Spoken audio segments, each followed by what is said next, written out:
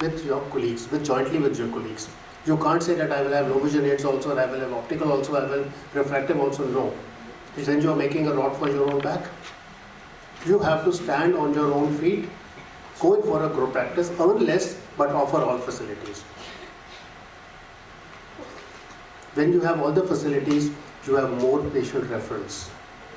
You have post-operative care, you can give better care. You reduce your cost and you increase access to all types of clients.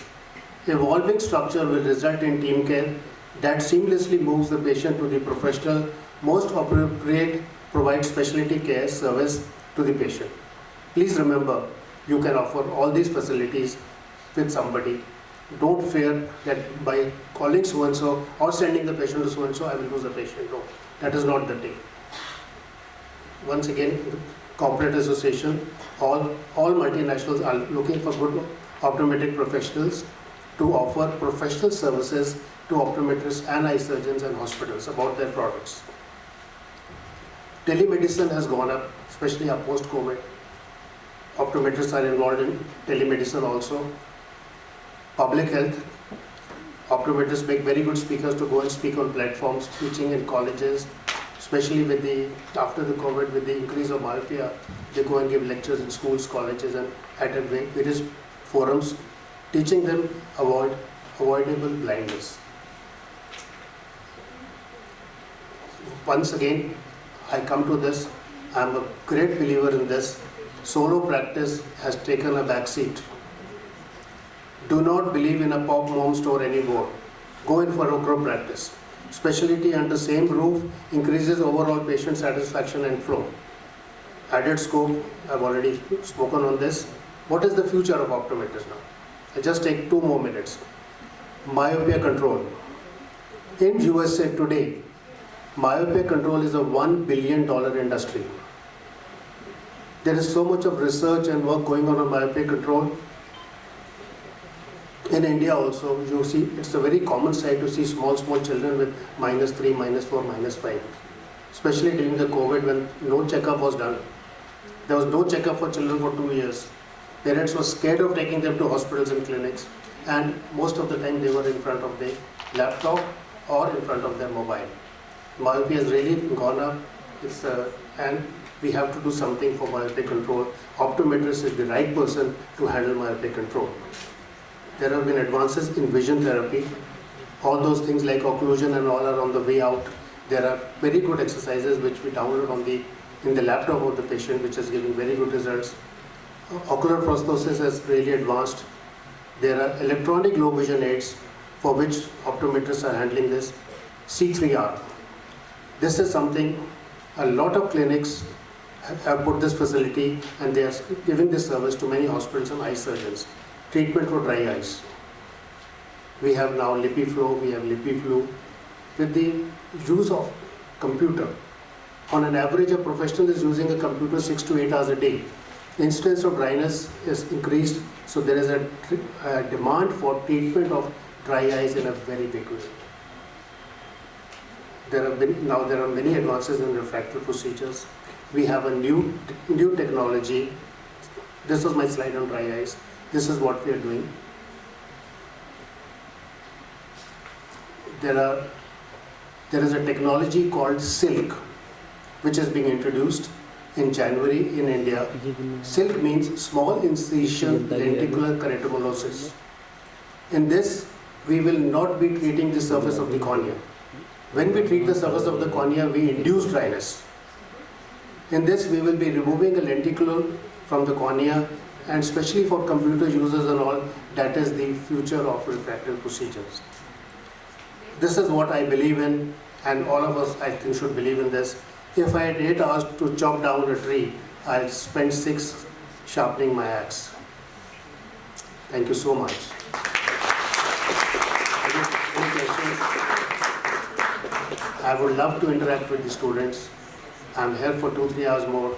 Please feel free to talk to me. It's a pleasure talking to you. Thank you so much.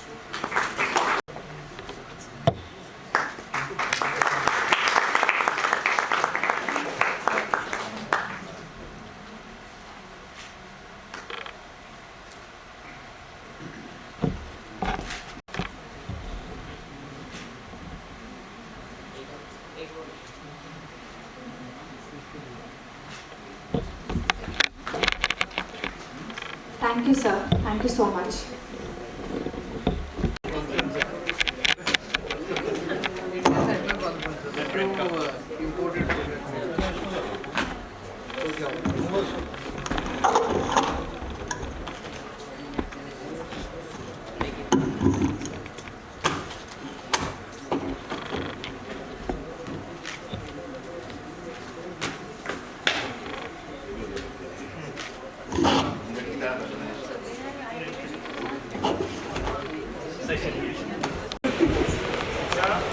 मैं जो mobile है वो मेरा ख़राब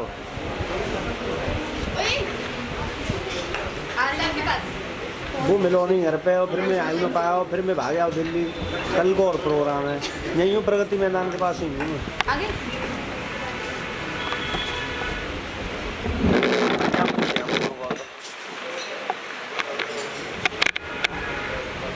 हाँ हाँ बिल्कुल हाँ करे आऊँगा मैं यहीं हूँ लोग प्रगति मैदान पे जवान चाय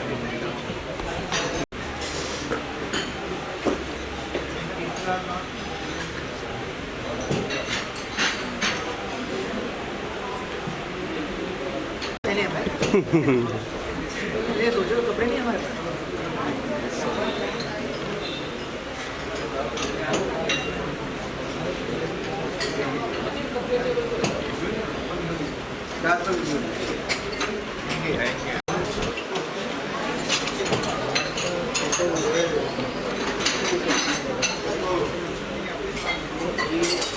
आजकल तो वाईफाई के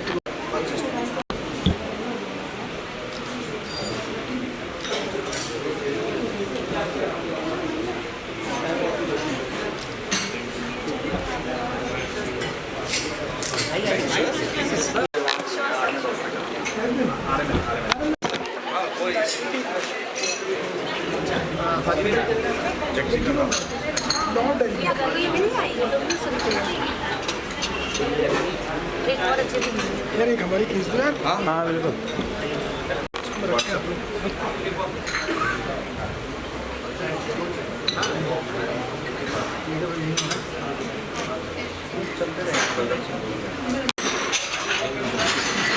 नीचे आई नीचे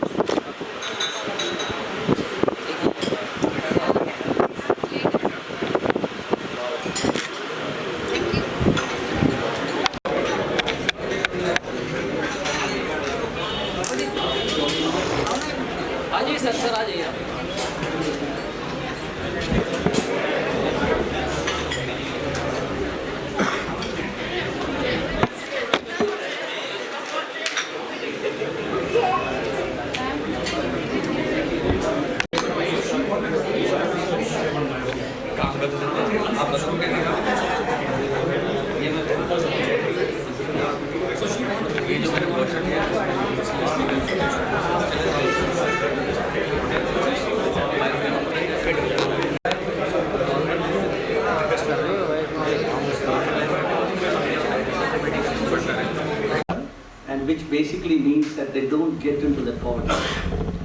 The chances of having an accident is less. I mean, the case is very clear. So what I'm going to do is, I'm just going to talk very, very briefly about 6 observations and then I'll just end. So the first one is, look, I mean, I know many people have mentioned about the number of optometry colleges. We did a survey briefly about 10 years back. We know there are something like 225 optometry colleges. Delhi Declaration, we all sat together in a room and counted numbers and came up with a number of 45,000 to be the number of optometrists, which includes, all, including 4, 2 and others who are part of the profession. Is this accurate? See, I think in terms of arguing the case, we've done it for a long time, but I'm not sure whether going forward that's the best approach. You look at, there's a correlation between the accidents and somebody having bad sight. Is there any data there? Right? Also, we borrow a lot of data from overseas. Is there any India-specific data? So at this point, I think one of the biggest needs, if we need to convince people, is we need to generate more data here. I think that needs to be a big push. I know we need to do all the other things, but it's very, very important.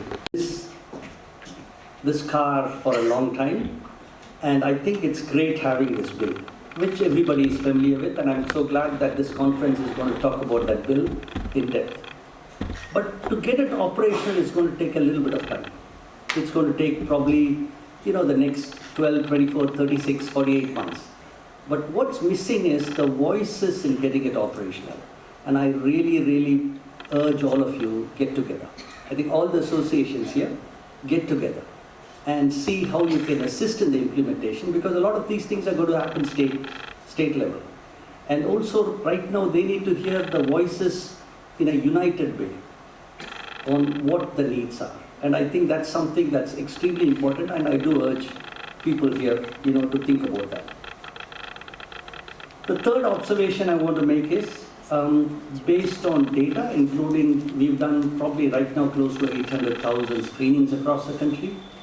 The two key aspects that keep coming often is, they don't have access to where they can go and get their eyes checked, or they probably can't afford it. These two things come quite often.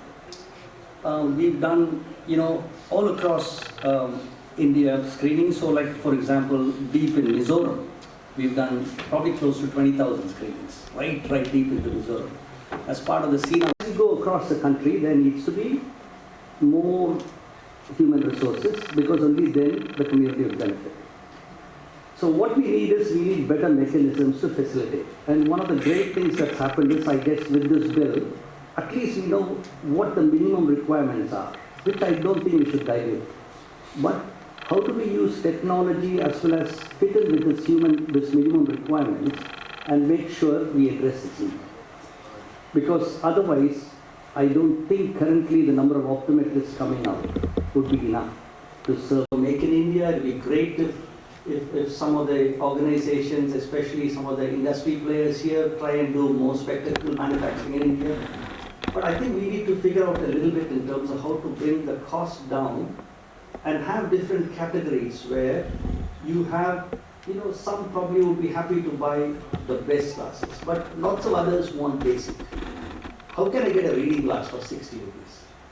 Now, if I can do that, right? And then flood the market. When we screen adults, more than 50-55% just need reading glasses. So if I can at least service that, that means I've dealt with half the problem. So we just need to figure out more mechanisms on how to deal with that. Now, my fifth point is on awareness. In UP, it was done in 30 districts. It's going to be done probably in all the districts in UP now. One of the things that happened is, a lot of the major NGOs made sure they had targeted camps in different parts. So there was a driver through Amitabh Bachchan's voice, and then there was also a place where they could go to. But the sustainability part is, you can't have camps all the time. So we need to again think of better mechanism, but at least this is a start where people at least had one-time access. Because there's a lot of misconceptions that once they have glasses, they'll all have children with bad eyesight, and so the chance of marriage goes down. And this is very prevalent in certain village communities. So it's important for us to kind of address this issue. So my very last presentation, I've given 10 minutes, so I'm just rushing through, is I think these are issues, that over the last 10 years we've seen. We are trying to address that in a small manner. If we want to make a big national difference, we need funding. Not only we, DOA needs funding, IOA needs funding, every major organization needs funding. The industries have to put a bit deeper in their pockets to give the money, right? Because they'll be the beneficiaries in the end. So it's very important that there's more funding, and only then we can make much more of a difference. That's number one. Number two is collaboration. And I think it's very important that going forward, and that's something that could be discussed as part of this conference, there are extremely active groups in different parts of the countries. How can we come together and make sure our voice goes to the government in a combined way? It's great having Aditya here. He's a member of the Allied Health Interim Council, and I think he represents the whole profession, which is great. But later on, as the implementation happens in different states, how can you get everyone together so that they work together, but the pie is so big, everyone gets quite a bit of action in one little quadrant somewhere or the other. And I think it's very important that happens, and only then we'll be able to make a difference. And the third point is, have a mission-focused approach. I know optometrists, are the core for primary eye care. I know that. But it's not a question of an optometrist versus an ophthalmologist, or an optometrist heading an organization, or an ophthalmologist. The mission needs to be, how can every Indian have access to their spectacles? You as a profession, what can you do? And I think you can focus on that mission, and then the different professions contribute towards that. I think one is, many more people would listen to the message because they know that you're talking for the country. And the second thing is, everyone benefits as part of this. So it'll pass a united voice to the government.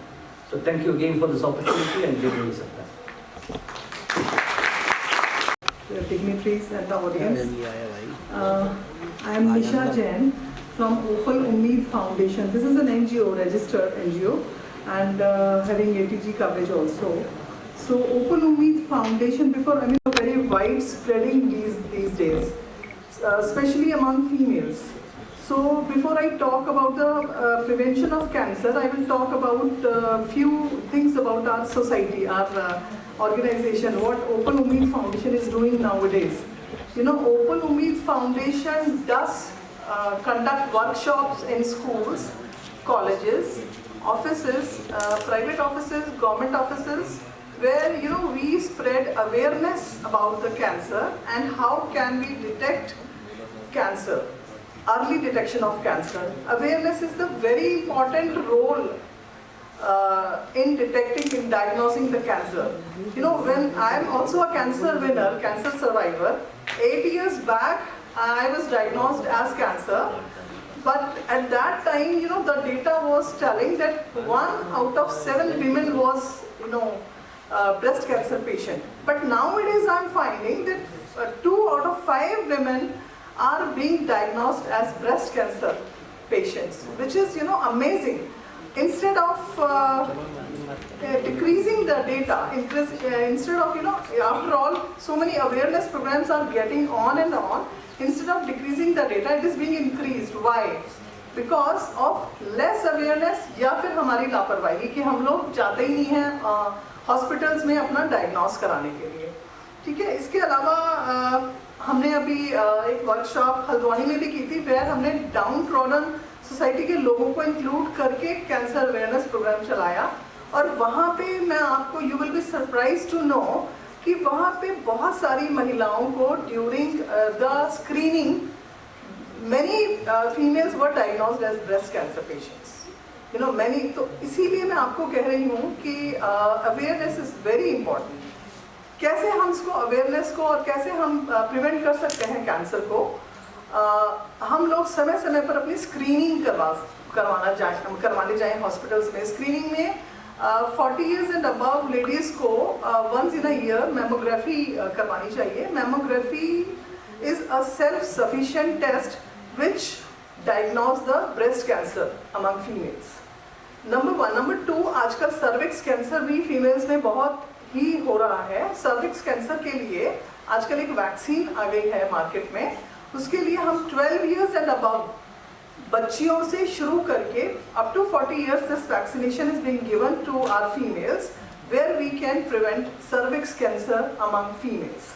So this is very important. यहाँ जितने भी लोग उपस्थित हैं, मेरी उनसे गुजारिश है कि वो जाएं जहाँ पर भी, वहाँ पर अपनी फैमिलीज में, अपनी सोसाइटीज में, जहाँ पर भी समाज में वो जाते हैं, इस अवेयरनेस को, इस बात को ज़रूर स्प्रेड करें कि अगर हम सचेत रहेंगे समय से पहले तो ही हम कैंसर को डिटेक्ट कर सकते हैं।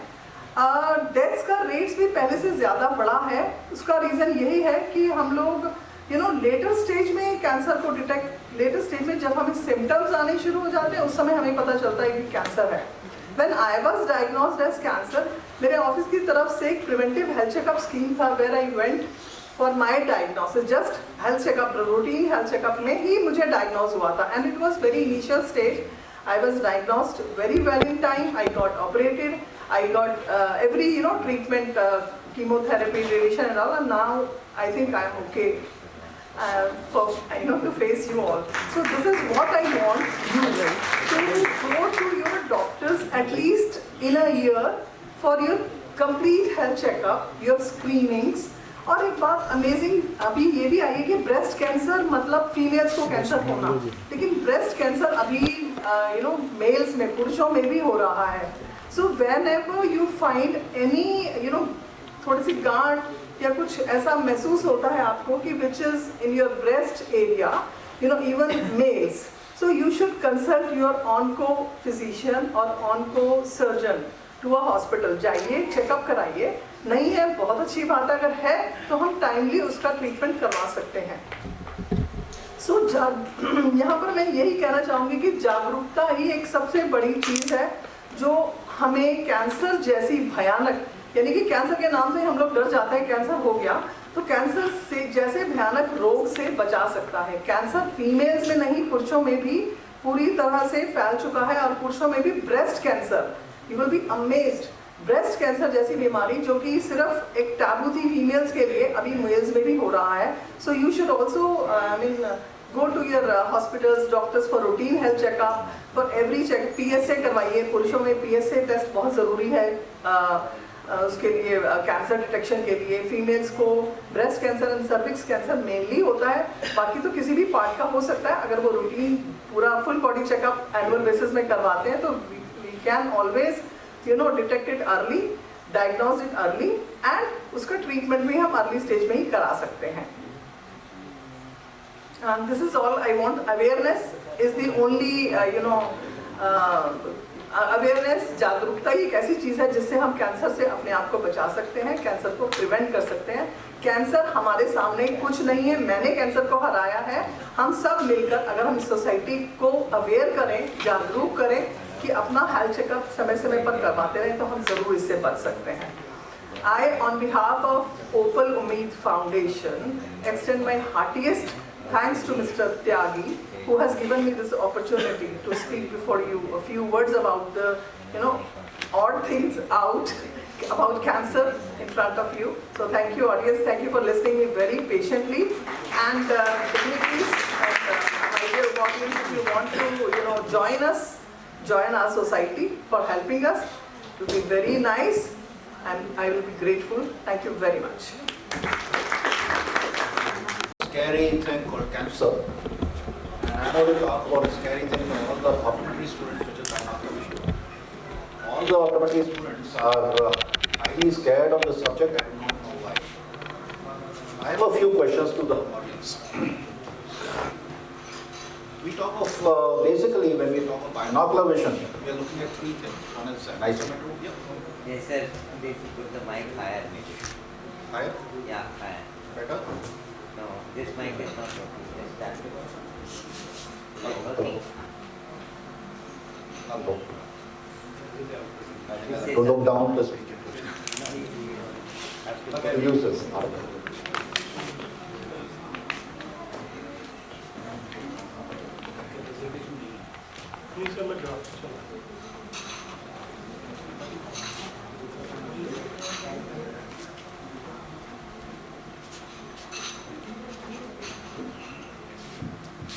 Yeah, that might. All right.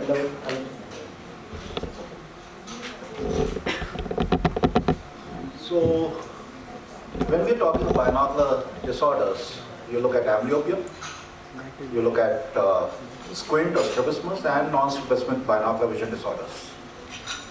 Now, my question to audience, first one, is amblyopia anything to do with eye? Yes, eye center. Really? By definition, from time immemorial, we've been hearing that eye is perfectly fine. There's nothing wrong with the eye. By definition, right? So, is it to do with eye? We don't know. Let's discuss this further. The second question, is squint got to do something with muscles, extraocular muscles? All of you say yes? Okay.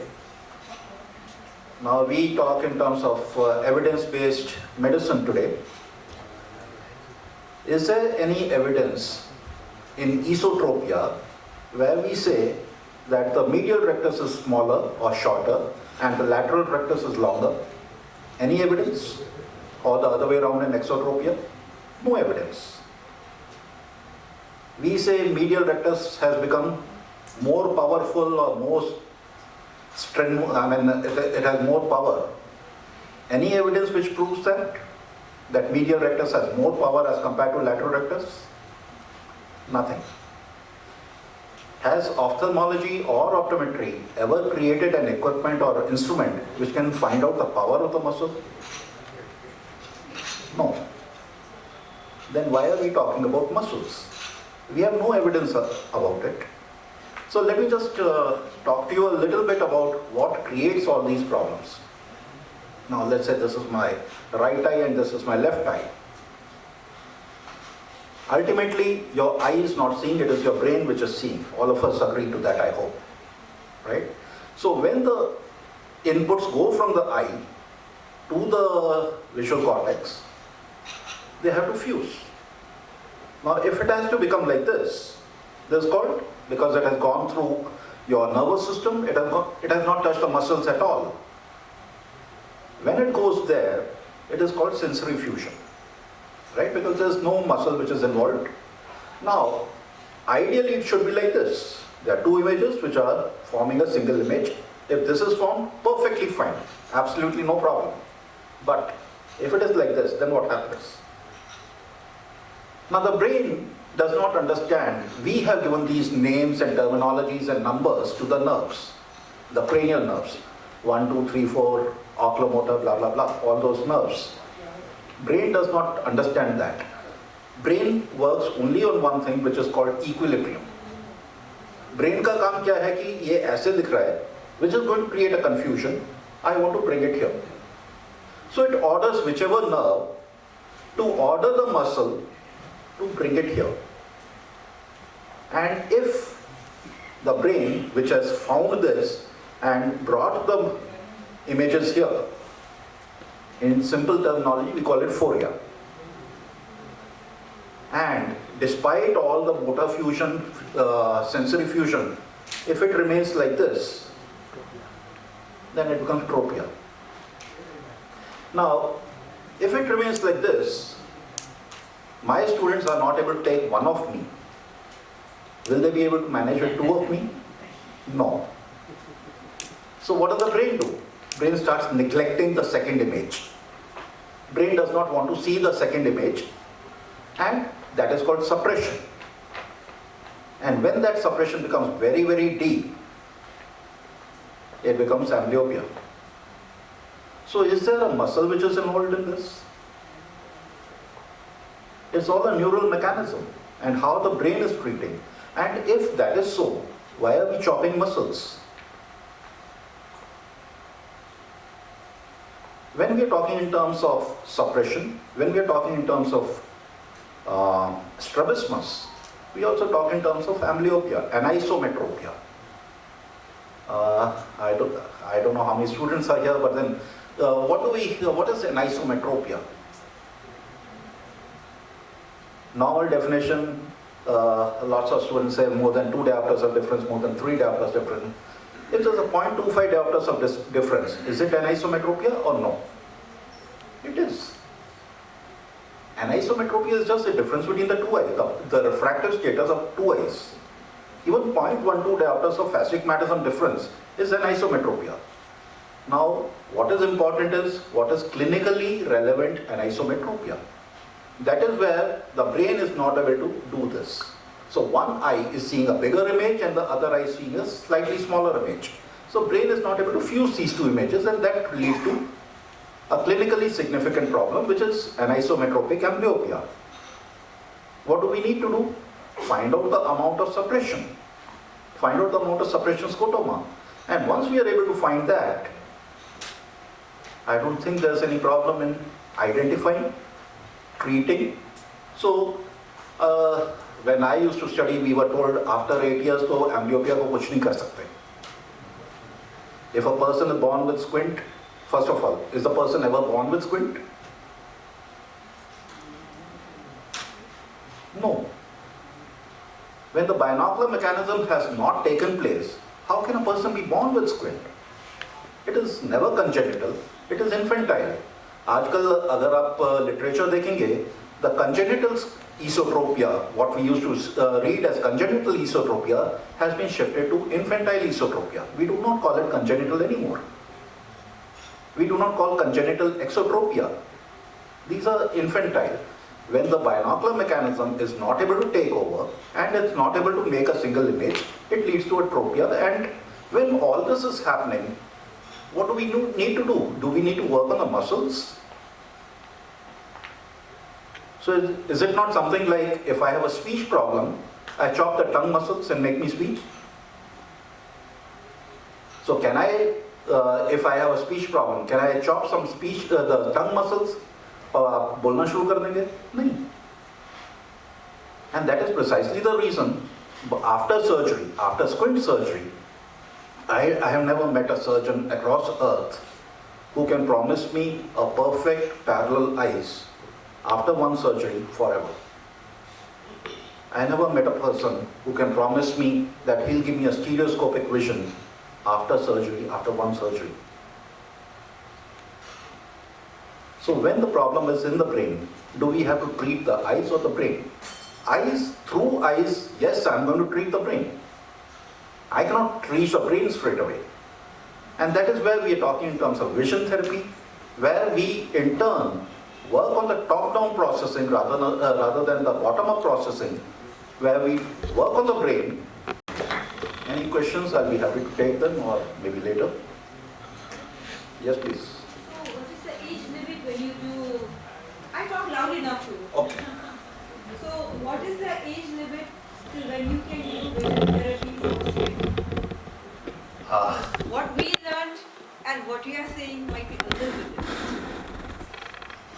The youngest, under 1 month, I have not treated a child, but from 1 month I have treated, and I am quite sure if the child comes to me even after 1 day, I should be able to do it. So it is not vision therapy, but then training the brain how to see properly, and that can be taught to anybody. And we underestimate the capacity of a child to understand. In fact, they understand things much better than we adults. Sorry, ma'am? That was not what I was expecting. And what is the upper age limit? Okay. So we talk of something called critical period. Yeah. And we generally ask a question, what is the critical period? Is it there or not there? Is there something called a critical period? So my usual question is, answer is, yes, there's a specific critical period, and it starts the day you're born and ends the day you die. So until you are alive, we can treat. So there's absolutely zero upper age limit until which we can treat. So all the stroke patients, traumatic brain injuries, mild traumatic brain injuries, we treat them, and we treat all of them.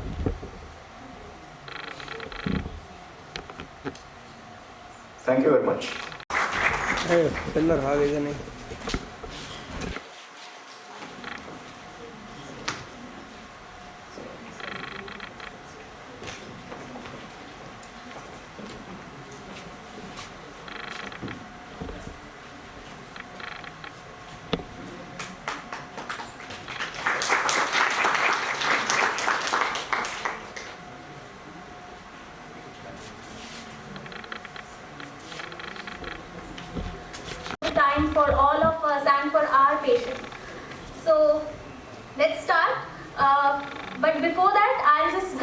give you some little bit introduction about what is community optometry. So basically community optometry is uses of appropriate strategies and methods where we can reduce the burdens of eye diseases in a community, whether it can be avoidable or majorly it is avoidable only. Example, cataract and refractive surgeries we have discussed earlier in few of the sessions. So the practice of community ophthalmology involves an assessment of extent of problem. Basically, the main root of community optometry is to assess the extent of the problem. What is the problem? Whether it is communicable, whether it is non-communicable, what impact it is giving on our socio-economic condition on a country or worldwide. And also finding and applying the most appropriate eye care solution, which is the necessary thing. So what are the solutions? Preventive activities which we can do. Promote activities which are concerned with basically improved nutrition and extensive eye care health education programs, and curative programs which addressing the common eye conditions which are basically the refractive errors and cataracts which we are dealing right now. So because of COVID, the rise of COVID cases, what we had seen is majorly there was anxiety and stress in initial days that how we are going to cope with this particular thing, how we are going to basically how we can approach to the outreach programs. Okay, so what happens in a hospital setup, we are much more in a safer zone, but when it comes to an outreach programs, what were the things that needed to be done? And initially there were no such guidelines which were given to us, but thankfully some of the organizations like Indian Ophthalmic Society, National Program for Control of Blindness, Ministry of Health and Family Welfare, Government of India, Vision 2020 India, and many other NGOs which come up together and they develop guidelines for delivering community health care services. So what were the guidelines, or I must say the precautions which were needed to be taken at that particular time? So first of all, to reopen all the vision centers.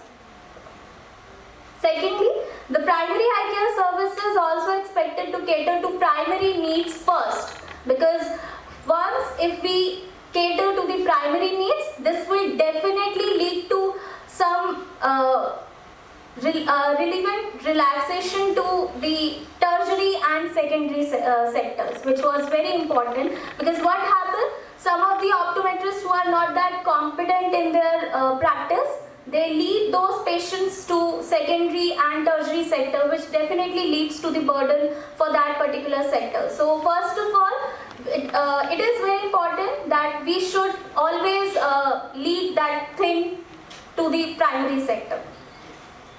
Now, it was suggested that we should postpone all kind of health talks, health camps, teaching programs where the gatherings is expected, because once if the gathering is expected, definitely this will lead to the transmission of the COVID disease. But however, the training for the healthcare workers were still going is very important, but somehow the communication at that particular time has to be minimized, because how much if that communication can lead to that transmission of the disease. Protective equipments were given to the optometrists, to the healthcare workers. There should there has to be one attendant and one patient that has to enter the premises once in a time, and if there were a heavy flow of the patient, they were told to wait outside open area. And yes, the sanitization of all the equipments after each and every patient. Arogya Caithu app became our very go-to app for every one of us, and yes, we must have installed one time in our phone. And one more thing was there, that all the healthcare workers should avoid touching the patients, because yes, touching can lead to the transmission. And history of fever, cough, cold was noted. And suppose if a patient shown us a history of fever, cough, anything related to the symptoms of COVID, then they has to be reported to a separate department, and those department will look after to the patient and how much what services we can provide to the patient further because of all those symptoms.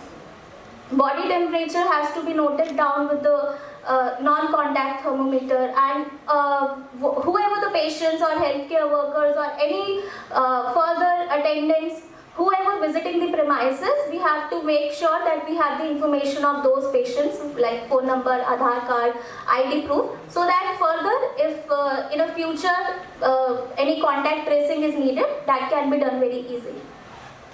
So what is the conclusion? Basically, so we have to be always prepared for whatever pandemic or whatever situation is going to come on our way. We always have to be ready for this. Role of ophthalmology at that time was very much appreciated, and health talks were performed through online portals, which again means that we are all ready for any situation which is going to come on our way. We are not going to stop our way. And one more thing, that healthcare workers should be updated with all the changing guidelines and norms. They should be updated. And I would like to draw your attention to one particular thing. Somehow all the people who were very benefited from earlier from such services like health camps, screening camps, they were benefited with these services, but somehow during the COVID period, many times these kind of patients were left out. So the treatment which can be given very earlier on an earlier stage was somehow led to the delay of that treatment. This is like the most drastic, or we can say the most saddest part for our practice. But yes, we have been very much ready for each and every situation which has come in our way, whether it been as an optometrist or an ophthalmologist. So thank you so much for your valuable time.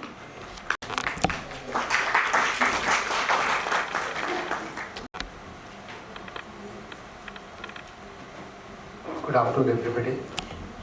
There is a reason why I would like to introduce the next speaker. In my talk this morning, I said we have to go in for group practice.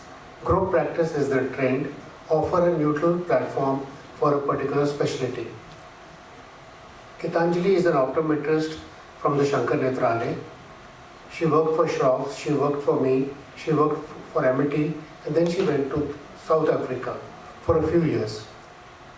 Her children were growing up and they were not getting proper education and values in Africa, so she decided to come back.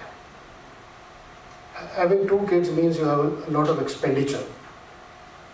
She selected a place which is 60 kilometers from Patna, where there was no ophthalmic surgeon practicing. There's only one surgeon who's 70 years plus who does not operate. She did a small homework. In Bihar, 75% of the ophthalmic surgeons do not do surgery. She opened a practice there. She even took a bank loan and she set up a phaco facility. She is doing all the pre-ops, she is doing all the post-ops, she is doing all the counseling. Once a week a surgeon, a young chap, comes from Patna to do all the phacos. She has a very, very successful setup. She is catering to a lot of people, and she's also part of the 20% goes to the eye surgeon and the rest is hers. She is a successful sort of a mascot for group practice. This is why I wanted to introduce you to her. Over to Gitanjali.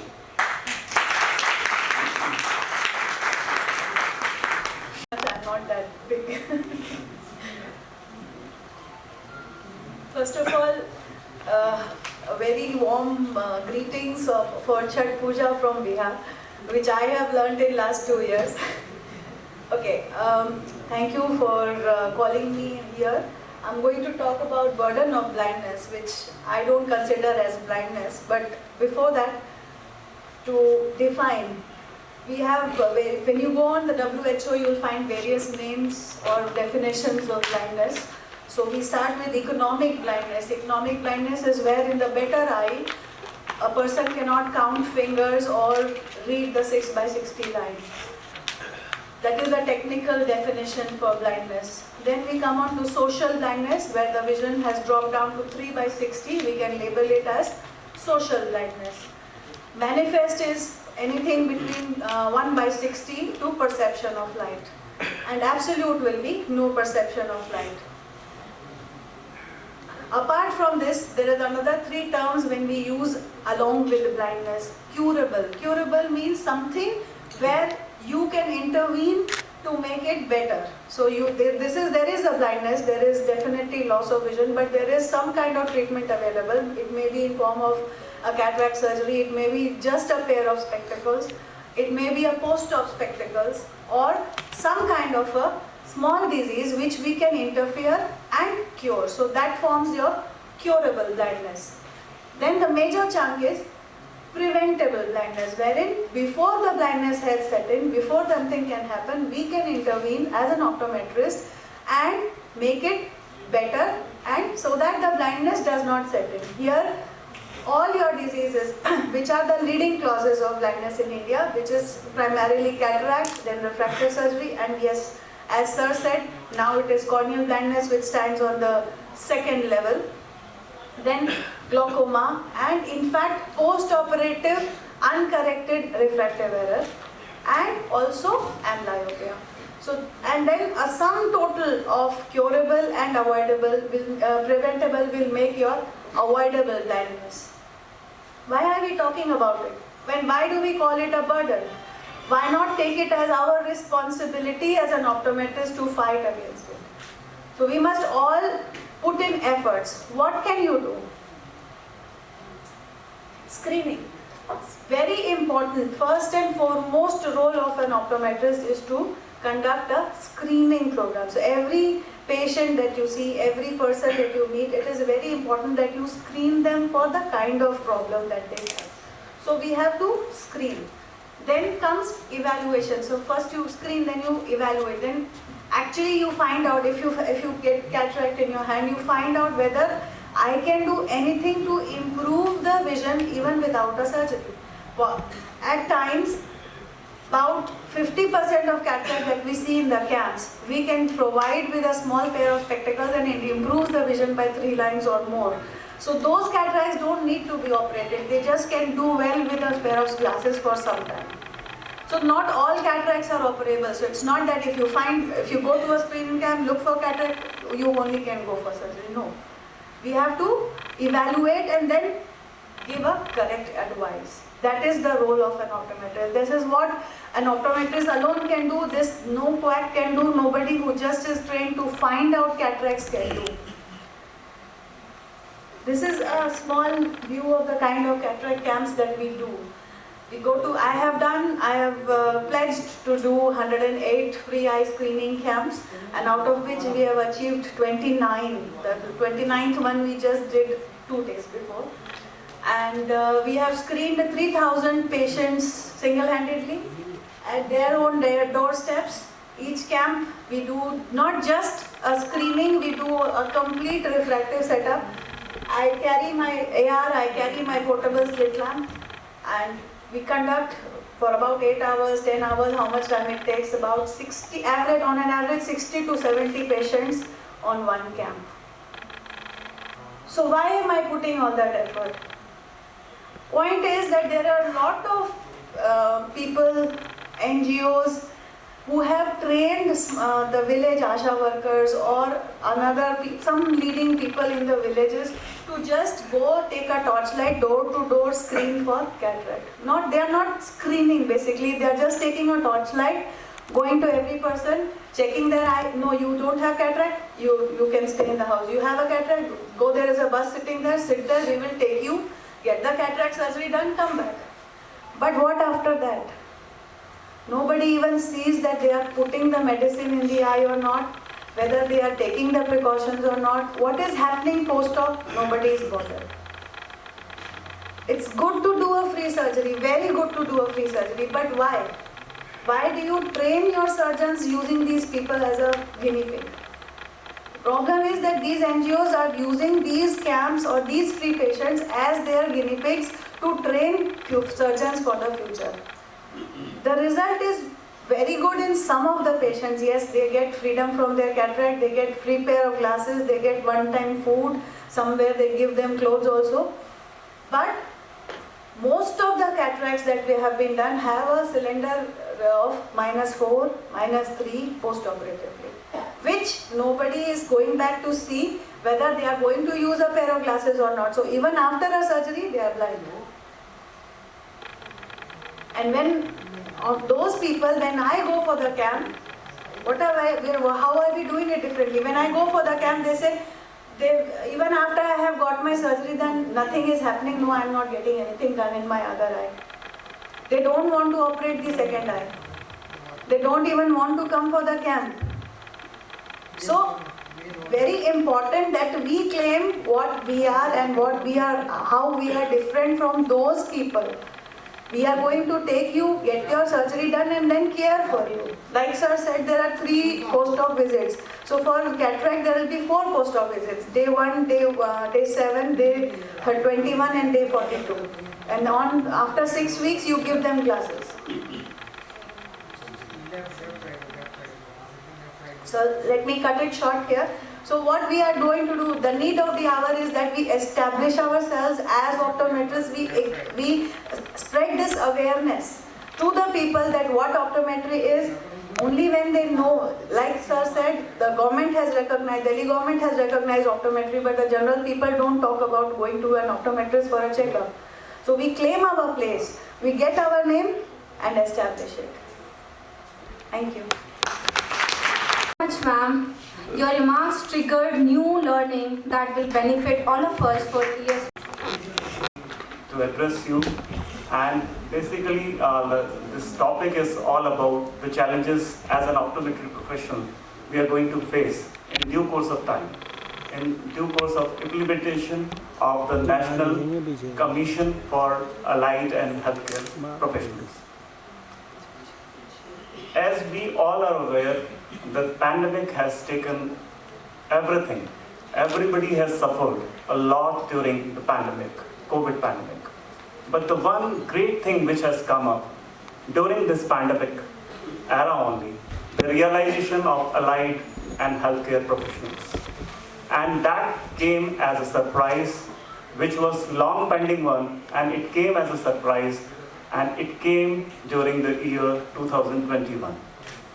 And the day was 23rd March, when it was passed through the legislation in the Parliament, and which was further approved by the President of India on 28th of March, and it became the bill became the act, and the time has come to act upon. Now it is our responsibility as an optometry professional that we should take care and how well we can actually advocate this act.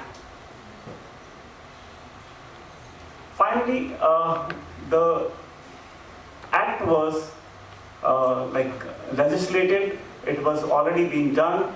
Then the time came, like on 25th May 2021, this act was, the Gazette order was passed on, and this act was made to act.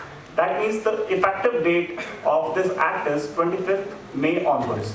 And with this notification only, it was ordered to all state council, state allied and healthcare council, so that every state will take care of the allied health professionals and healthcare professionals.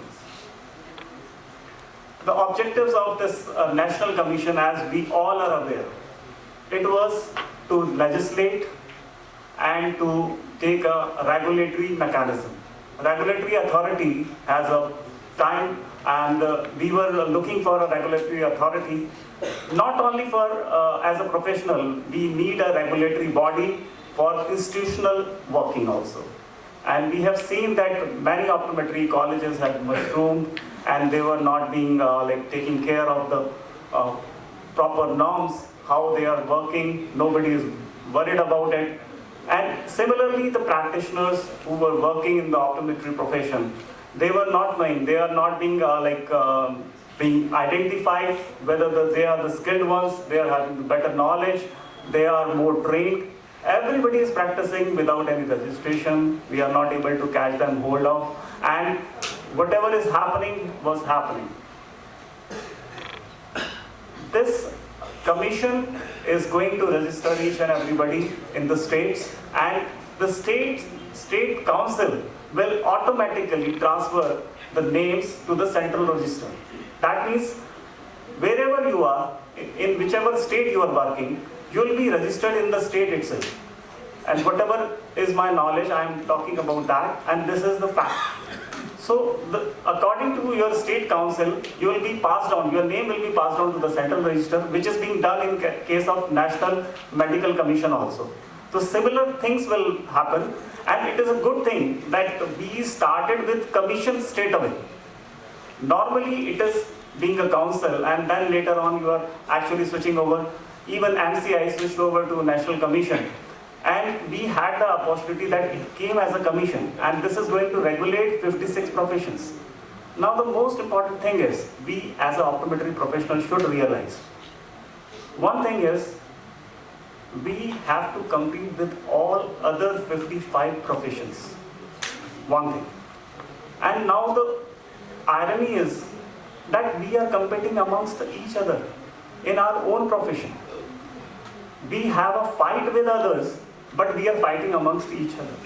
So that is, we have to take care, as Vinod Daniel has said, that it's a time to collaborate, it's a time to unite, it's a time to unify. And you should try that, we should try rather, I am part of you only, we should try that we should have a common voice, and that common voice will give us an opportunity to have a better implementation.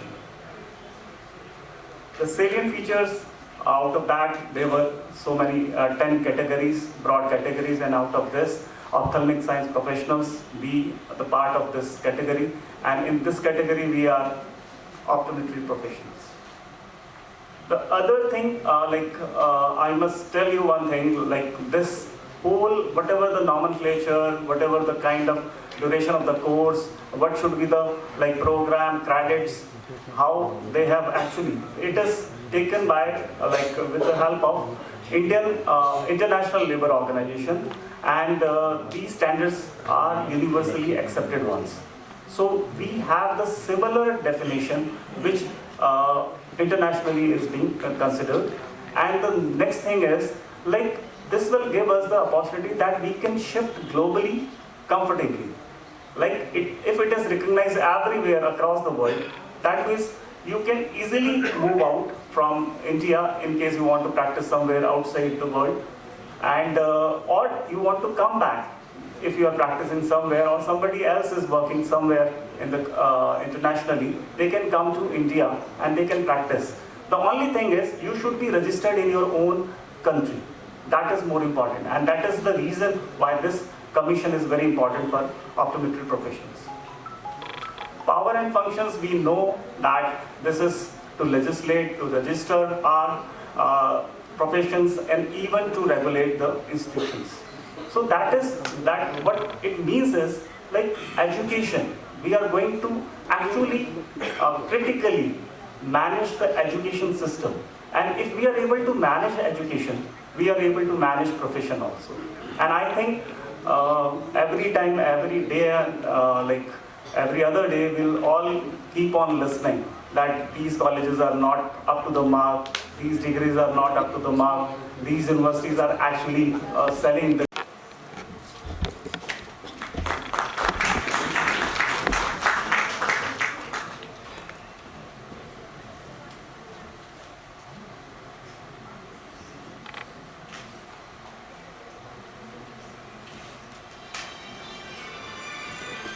So our next speaker for this session is Dr. Ajit Bhardwaj sir, and he will be talking on legislation behind the door.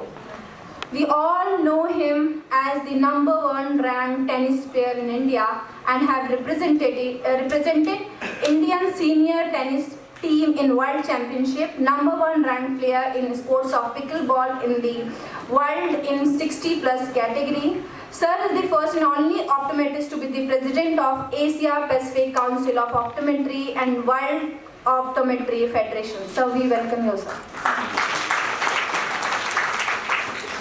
Hi, good afternoon.